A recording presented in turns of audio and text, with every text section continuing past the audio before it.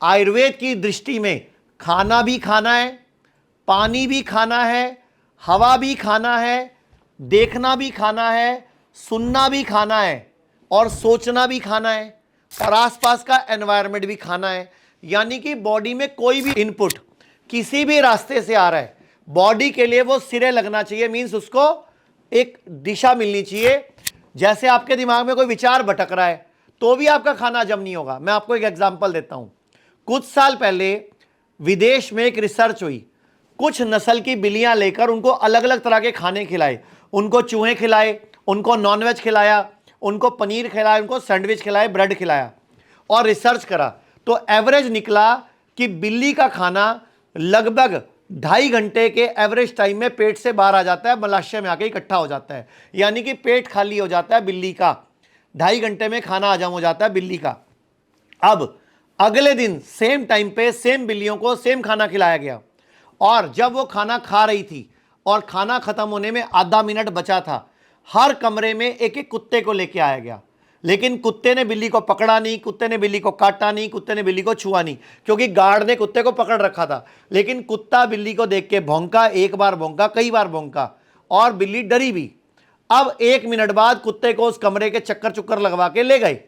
अब उस दिन बिल्ली की जांच की गई, बिल्ली का खाना 8 घंटे बाद हजम होना शुरू हुआ और बिल्ली की जब बॉडी की ब्लड के सैंपल लिए गए तो उसकी बॉडी में जो स्ट्रेस हार्मोन था वो 8 से 15 गुना ज्यादा पाया गया जितना नॉर्मल कंडीशन में रहता था।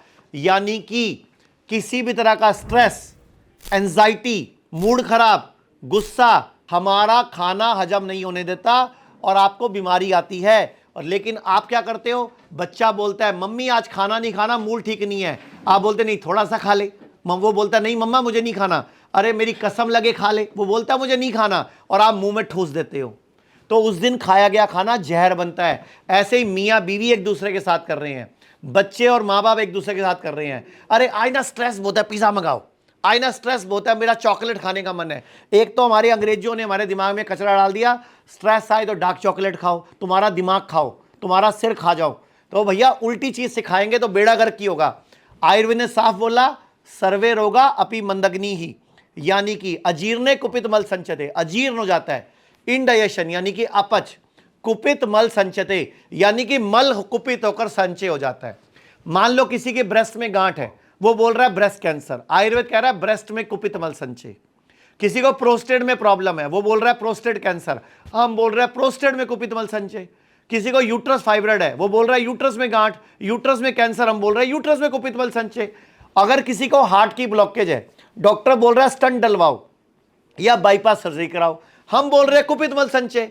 किसी को गॉल ब्लैडर में स्टोन है, किडनी में स्टोन है, ब्रेन में ट्यूमर है, आयुर्वेद की नजरों में सब कुछ कुपित मल का संचय है। लोग कहते हैं आयुर्वेद गंभीर बीमारियों का इलाज नहीं कर सकता, लेकिन अगर पूरे भारत में कोई गंभीर बीमारी से परेशान है तो आयुर्वेद को ट्राई करने तो आ सकते हो ना, पंचकर्मा करा सकते हो, नुकसान तो कुछ होगा नहीं, लेकिन बॉडी हील कर गई तो जिंदगी आपकी बन जाएगी।